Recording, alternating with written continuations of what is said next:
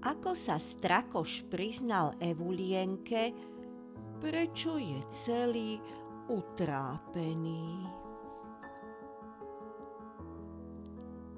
Slnce ustavične žeravelo nad hlavou, ale v povednutej tráve sa začali zjavovať mušelínové šatôčky pavučín. Evulienke bolo ľahko na srdci. Vlnila sa po medziach a pospevovala si pesničky. Vlastne len kúsky pesničiek. Z každej vedela len kúsok prvej slohy a potom už iba la la la. A tu odrazu zazrela Strakoša, ako sedí na trnkovom kríku a na očiach akoby mal čierny závoj. Čo je, Strakoško, že si taký utrápený? Čože sa ti prihodilo? Spýtala sa ho teplo a s účasťou. Ale nič. Vzdychol Strakoš a zobáčik zovrel do podkovičky. Nevrav, že nič, keď vidím, že niečo. Tebe sa niečo nedarí však. Strakoš iba pokrčil plieckami. Akože, ale škoda reči. Tak sa mi zdôver, hlupáčik, a zda ti pomôžem, alebo sa ti aspoň uľaví. Chceš vidieť moje zbierky? Spýtal sa jej skľúčene Strakoš. Pravda, že chcem, prikývla Evulienka. Nič zvláštne teda nemám, začervenal sa Strakoš, ale hoci kto by bol rád, keby mal aspoň to. A potom Evulienka roztvorila svoje prasličkové oči v úžase. Prvý raz v živote uvidela Strakošove zbierky. Zbierky motýľov a chrobákov. Zbierky hmyzu. Pána Jána, odkiaľ to všetko máš? Tuto z polí, ukázal Strakoš zobáčikom po krajine. Zbieranie v prírode má tvoriť základ všetkých zbierok. Také zbieranie je ušľachtilou zábavou a prvým krôčikom k hlbšiemu poznaniu nášho hmyzieho zvieratstva. Moja zbierka nie je pravda, že taká rozsiahla ako zbierky v Národnom múzeu. V Národnom múzeu sú zbierky hmyzej ríše oveľa početnejšie a riadne vedené. Oni tam na to majú ľudí. Ale aj skromná zbierka, ako je táto moja, má svoj význam. Ak je pravda, že riadne upravená a udržiavaná. A to aj význam vedecký.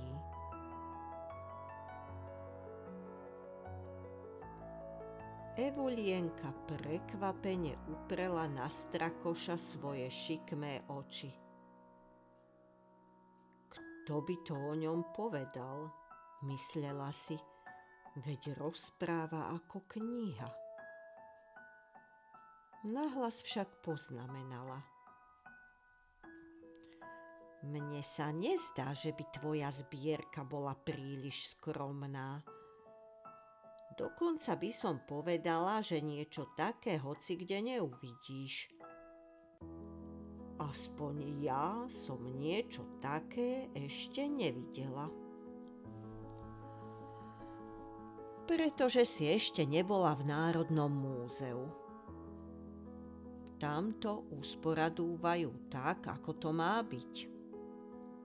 Napríklad všetky motýle a chrobáky majú vo vitrínach a na správnych špendlíkoch. Na čiernych karlovarských špendlíkoch pre zbierky hmyzu. Tie nehrdzavejú. Ja na ne nemám. Ja mám, ako vidíš, iba trnkové trnie a namiesto vitrín konáriky. A preto si taký utrápený? Nie, ani trnkové trne nehrdzavejú. Evulienka chvíľu v rozpakoch mlčala a potom sa spýtala. A vieš ich všetky pomenovať?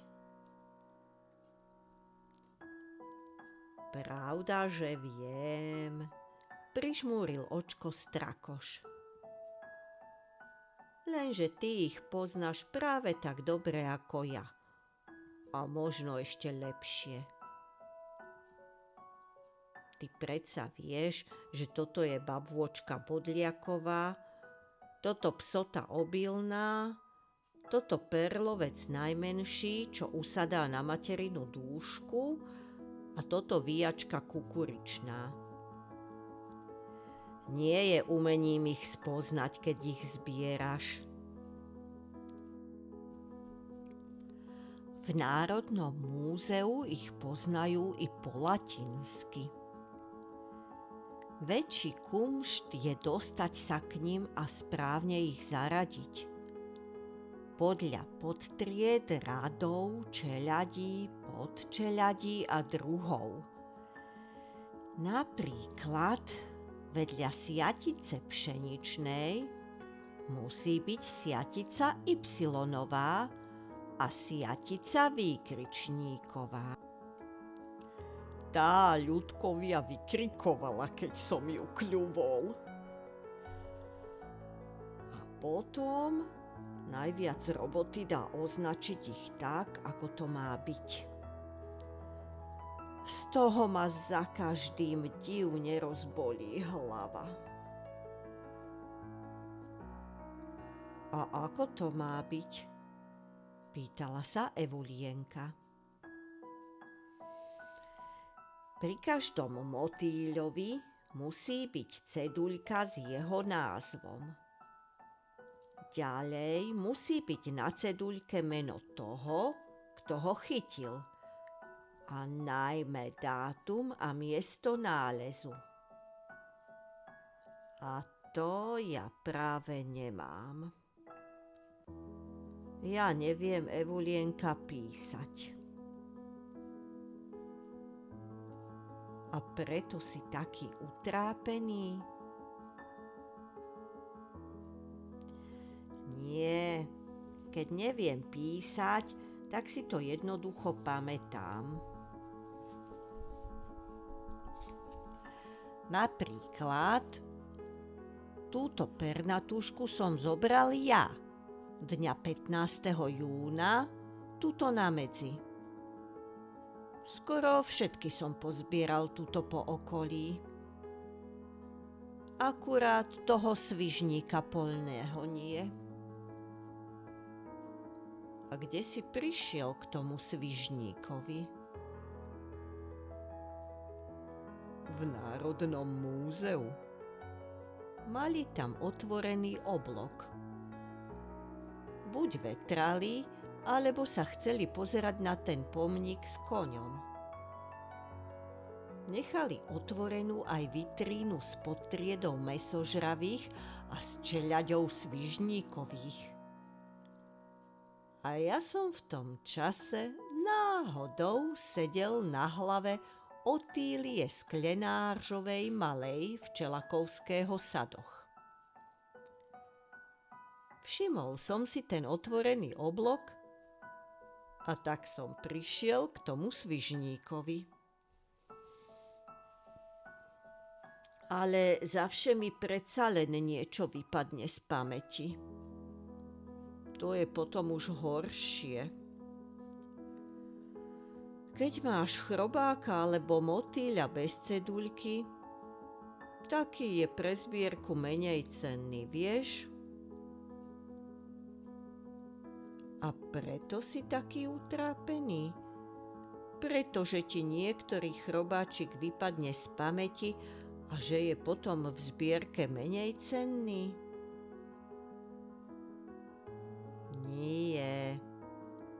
Keď mi vypadne z pamäti, kedy a kde som ho zobral, tak ho zjem. A Strakoš zovrel zase zobáčik do tenkej smutnej podkovičky, že to Evulienku chytalo za srdce.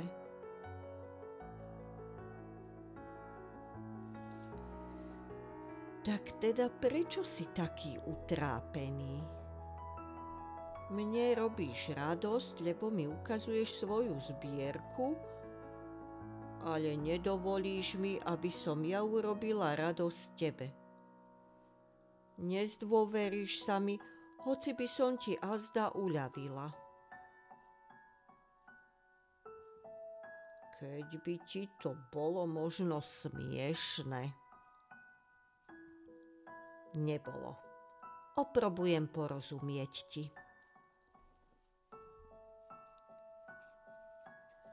Strakoš sa pozrel na Evulienku presmutnými očami cez ten čierny závoj a vzdych sa mu vydral z prsíčiek.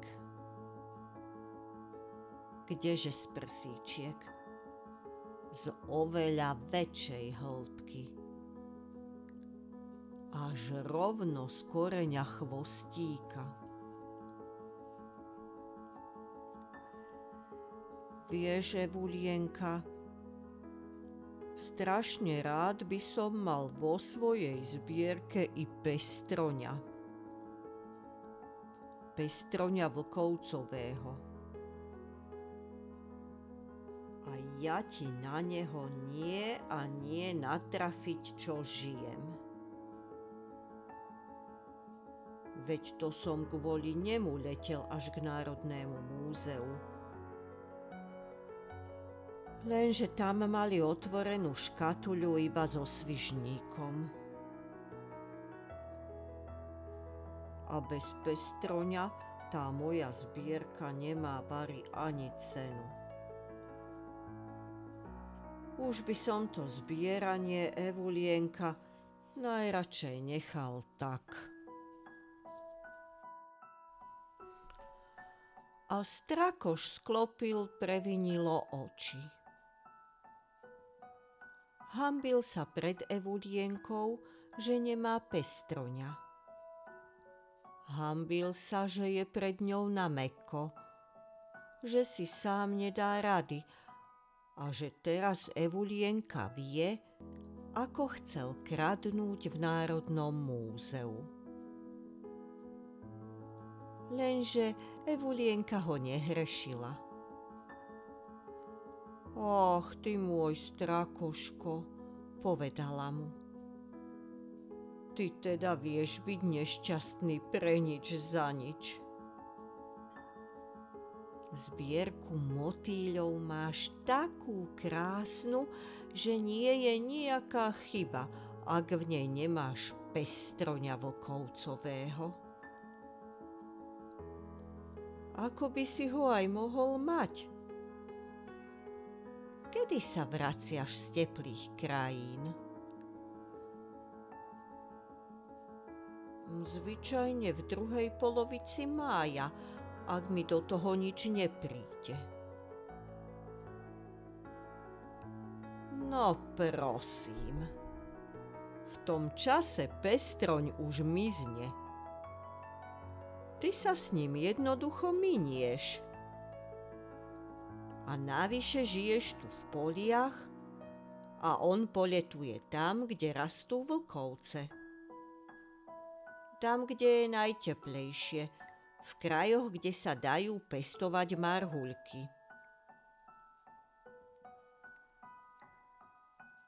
Strakošovi sa zrazu rozžiarili oči. Keby som sa, povedzme, na budúci rok poponáhľal a podal sa dakadiaľ cez marhule, tak by som na neho mohol naďabiť však. Pravda, že mohol, inak nie. Pravda, že mohol, inak nie. Tak sa teda na rok poponáhľam. Vydýchol si Strakoš. Ale keby sa zima náhodou pretiahla, tak by som sa podal okolo Národného múzea. Tam majú pestroňov dosť a možno, že budú zase vetrať.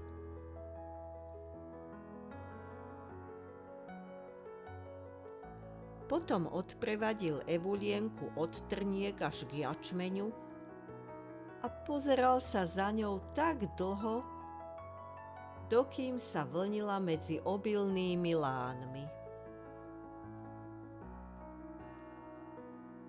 Ani si nevšimol, že v jamke, ktorú vyhlbila svojou ružovou petou, zvinul sa do klbôčka slepúch zvestovateľ dažďov.